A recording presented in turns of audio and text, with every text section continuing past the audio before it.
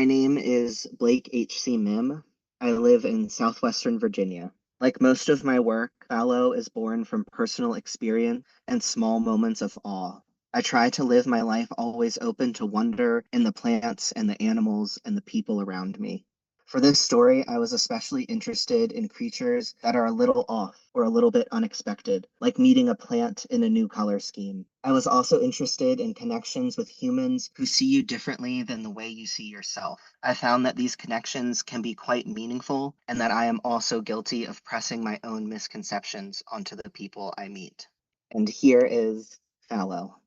I needed a new name and a flat chest, so I migrated south to a fallow deer farm. The flowers down there bloomed in ulterior colors, though I recognized them by name. Jewelweed bursting butter yellow, columbines red as bleeding hearts, ferrum rich and dangling. The deer, too, were foreign to me, some heritage breed from Europe, perpetual fawns on prim legs. I told the farmer to call me Brent or failing that, Mr. Furrows. Her eyes settled on the cumbersome lumps underneath my hoodie, but she didn't give me any trouble. Never did call me sir, though. The setup was part farm, part petting zoo. Children fed coins into gumball machines full of corn, hung off fence rails while the deer approached, timorous, taciturn, soft knowledge of trust battening with each mouthful. Mrs. Lilac wrapped yarn scraps around their necks so the kids could tell them apart by name. Kansas, banana, fire truck. That summer bee sting ate a girl's hat and made the local paper. On his celebrity status, he grew fat and brazen, took to propping his hooves against the fence while adoring fans caressed him by velvet antlers. Business boomed. Bumping down Route 81 with a trailer full of hay, Mrs. Lilac saw a PETA billboard that said, "Meat your meat," and got the idea to label each cut with the deer's name. She thought it was the funniest thing, laughed when she told me. That autumn, delighted dads would pull hunks of those hand-fed bodies from a humming chest freezer, vying to bring home a piece of what their children once loved. I shoveled tiny pellets of shit, picked vegetables, chased deer, flapped my arms, and shouted to herd their scampering bodies in and out of the barn. I fed myself on seconds and worked alone in the garden under the flitting gaze of bucks.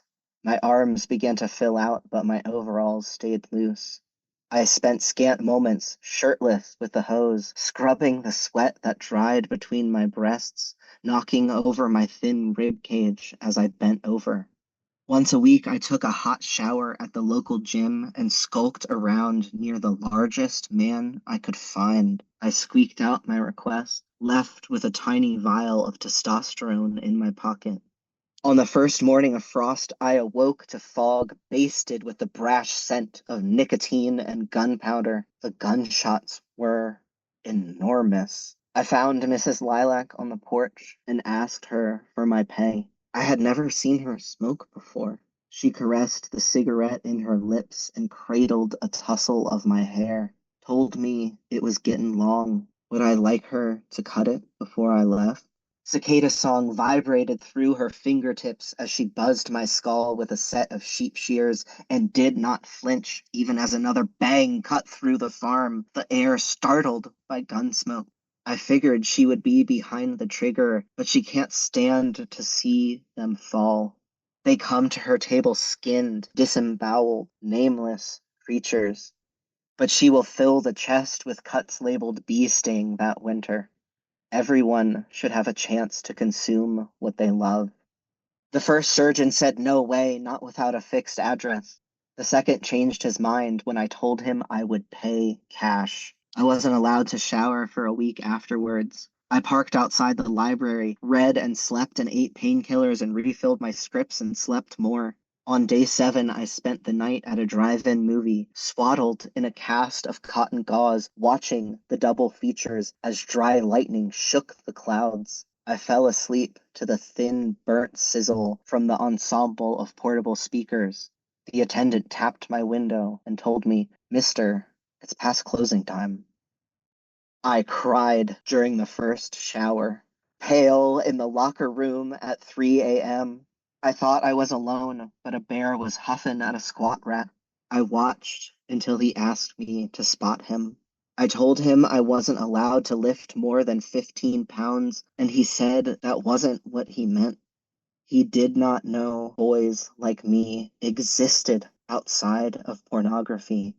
I asked him, would you like to see the scars?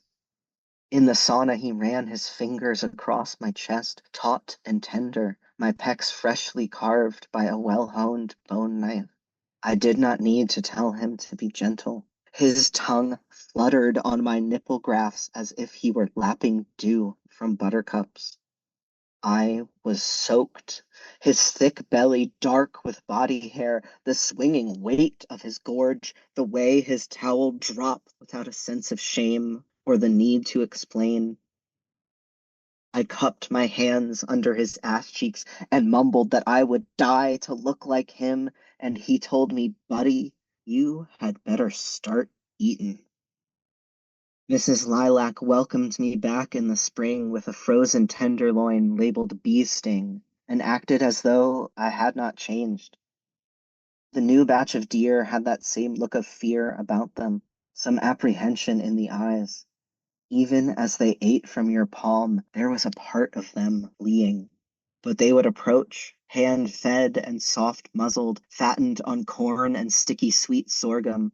I laid prone in my tent with sunlight blazing through the red polyester, waiting for my steak to thaw. The silhouettes of hawk moths flitted past, there one moment and gone the next, looking all the world like hummingbirds, wild, delicate, pollen soaked, like no moth I ever saw.